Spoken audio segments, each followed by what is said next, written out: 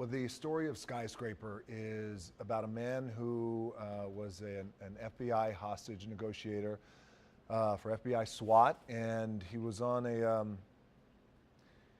call, and it didn't go as well as planned, and things went sideways, and that's how we start out the movie. And I feel that we start out the movie that way to give the audience an idea of the type of character that they are hopefully getting behind and the type of story that it is. And when it goes sideways within the first 3 minutes of the movie, it gives the audience an idea of the great challenges that lay ahead for our main character.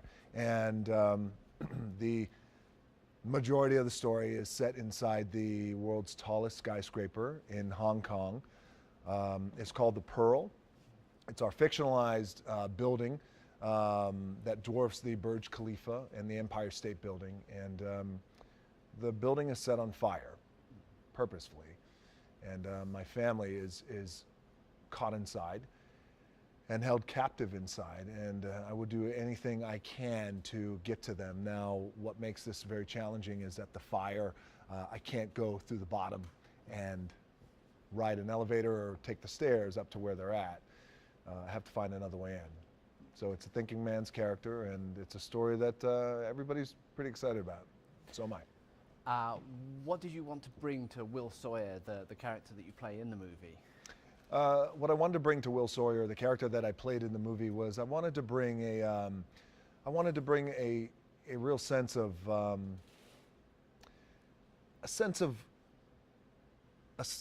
there's two parts of this: a sense of broken will, and will in terms of his gut, in terms of his metal that he has in here, because again, on his watch, things went sideways, and without giving too much of the movie away.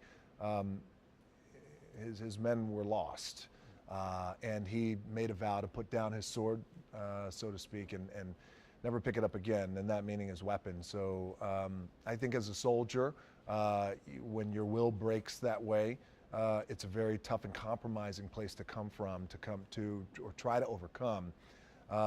And the B-side to that is I wanted to try and inject an indomitable spirit, a will that once was broken, but yet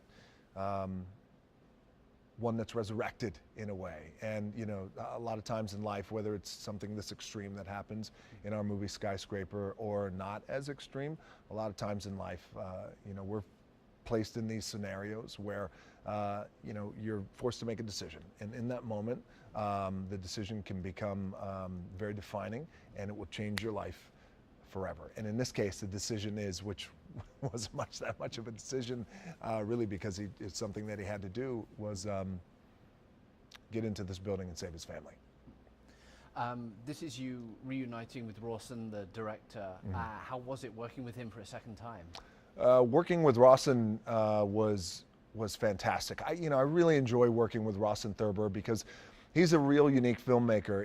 And when I say unique, I mean that he is truly one of the very few in Hollywood who is the sole writer and director of these projects. And while you often have that in projects that are oftentimes made and created on an independent scale, Rawson is writing on a global scale, and you don't often find that these days in Hollywood, or really throughout the years. So he brings a very unique quality to his filmmaking, Rawson does, but he also, what I really enjoy about Rawson, we have worked together in the past. We're getting ready to work on our third movie, another Universal movie, which is called Red Notice. He really, what I enjoy about him is we're able to create these characters that, in a way, flip a lot of the qualities that people can expect from me in my characters and me and just in my personal life and how I am, flip them and turn them on their ear, or slightly a few clicks to the left or a few clicks to the right, where there's a little bit off balance to the character that I really enjoy. We were able to capture that in a comedy called Central Intelligence, and another Universal movie, and we're able to capture that in Skyscraper as well. And also, on top of that, on top of Rawson bringing a really high quality level of writing to his filmmaking style and his direction, more importantly than that, he's a really, really good guy. And I've gotten to a point in my career where, you know, it sounds very rudimentary and a little edgy, but I don't like working with assholes. And I gotten to a point in my career where I don't have to. And Rawson is a really good guy, and I like having good people and filmmakers around me who are just good quality people, and he's a good quality guy. You have Neve Campbell playing your wife, Sarah. What was it about Neve that made you think she'd be a good Sarah, and what does she bring to the role of Will's wife? Well, Neve Campbell as an actress brings the weight, the depth, the experience, but more importantly than that, especially with a character like this, Neve Campbell as a human being and as a woman and as a mother and a wife brings the heart, brings the quality that can only come through the years that you've lived. And you know, Neve has made some really smart choices over the years, and you know, it was a real honor for us to be her first movie, her first foray back into or onto rather the big screen with our movie Skyscraper. And there were a lot of really tremendous actresses who had their hands up for the role. It was a very sought after role and coveted, and there were I had an opportunity to meet and engage and rehearse with a lot of actresses. But ultimately it went to Neve, and Neve just really brought that really tremendous quality, and also we had a great chemistry from the start. I had great chemistry with the other actresses who I met with, but there was something really unique and special about Neve. And look, the truth is, with Neve Campbell, she laughs at all my cheesy jokes. And believe me, especially if I start to drink a little bit, the cheesy jokes can come out. Neve Campbell laughs at them, and I'm like, that's my girl. That's what I need. There's an old saying in Hollywood that you should never work with children, animals, or Kevin Hart. So you've been working with a lot of all three recently. How is it shooting with the kids? Because you know they present their own challenges, but they can also be really enthusiastic and great support for you. How was it working with these kids? Sure. Well, shooting with our kids, Noah and McKenna, Noah Cottrell and McKenna Roberts, they were fantastic to work with. And yes, there's that old adage in Hollywood that you should never work with animals, you should never work with children, and you should never work with Kevin Hart. And I've worked with all three, and I continue to do so. That's why I need therapy. But I thought that our kids were tremendous, and I thought that they really delivered just a spectacular performance. But then, you know, also what really makes these kids special is, you know, they're put in these situations, and I've worked with kids in the past, again, Kevin Hart, you know, and they're generally in comedy settings that I've worked with kids. But in a movie like this, where it is raw and it is hardcore and the stakes are life and death, and every scene requires these kids to tap into an emotion that is not fun to tap into, because the building's on fire, you're seconds away from possibly dying, there's things falling. You know, these set pieces are really designed to be dangerous when people see the movie. I mean, yeah, so I really give these kids a lot of credit, and I thought they did a great job. I really enjoyed working with them. And you know, here's the thing with kids, and there's a duality here that applies really to me, and this is like the issue. And the issue is, the first half of the issue is you always deal with their hours, because there's only a certain amount of hours you're able to work with children. Mm-hmm. Somebody made up these ridiculous children, you know, labor laws. I say we work them until the sun goes down. But in this case, when I'm married to Neve, the challenge then is casting. Well, if Neve and I had a baby, what does the baby look like? And so to find that really nice looking mocha kind of baby and little kids is not easy. So I would have cast my own kids, but it wouldn't have worked. But but we were able to find them, and I thought they did a great job. I'm extremely, extremely proud of them, not only as their actor, dad, but also just as their friend. You're a man famous for throwing yourself into this sort of movie for really delivering on the stunts. Was there something particular that you really wanted to get your teeth into in Skyscraper? Was there a huge stunt you were just excited to do? Well, Skyscraper, you know, when Rawson writes from a place of heart, and he also writes from a place of courage, and he also writes from a place of vulnerability. And it was, ironically enough, over the years with action with me, I'm not an adrenaline action junkie. I think that's Tom Cruise. I'm a bit more reserved that way. I like things that really eat away at my gut and raw, and those are the kind of fights and action sequences I like to have.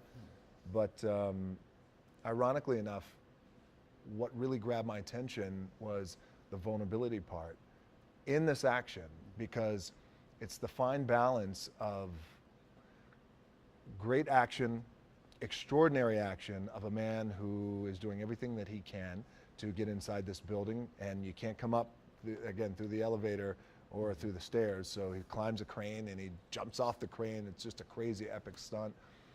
But the vulnerability part is that he has one leg, and he's an amputee, and he lost his leg when he was out in the field as an FBI SWAT team member when things went sideways at the beginning of the movie. So it was that part that grabbed my attention, just like that. And you know, the character could have easily been written not an amputee, and you know, who knows how the movie would be. It'd certainly be different, but the fact is that he was an amputee, and I come from a military family. I have two very proud Navy SEALs and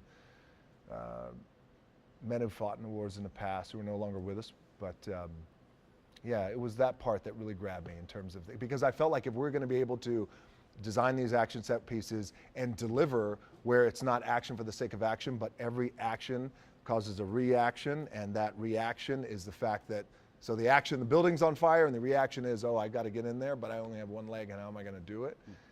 That immediately informs and frames the scene, and immediately makes people, because when I tell people the story, oh, well, here's what Skyscraper is about this, and oh, I have one leg. That's when the reaction goes, I'm in. I got to see it. You're a man famous for preparing physically for your roles. Obviously, Will presents different challenges. How did you go about sort of factoring in what makes Will unique into how you prepared for the film? Well, the first thing I did to prepare for the role was really just practice my hitch in my step and in my gait. And you know, I've had a lot of practice over the years because I've had injuries that cause me to limp. I've had injuries that cause me where one leg is longer than the other. I've torn tendons off my pelvis, which caused my leg to kind of dangle a little lower where I couldn't actually move it. It was all a lot of fun pain, by the way. So one of the things I did was just kind of tapping into that sensory memory of how I used to walk that way. I was never an amputee, but I used an amputee, Jeff Glass-Benner, as my resource, and who we become good buddies, and he was the first to climb Mount Everest as an amputee, a multi-time Ironman with one leg, and he was my resource and our inspiration. So it all started with the hitch in the step and in the gait and a slight limp, and I did that for months. And you know, one of the most satisfying days of shooting Skyscraper was when Jeff finally came to set, and he spent all day with us, and ironically enough, he came to set on the biggest stunt of the movie, where I'm running across the crane and jumping off the crane into the building. And when you're an amputee, and especially a man like him who's used to running and jumping with one leg, again, there's just a certain quality or lack thereof in your gait, how you step and how you move and how you run.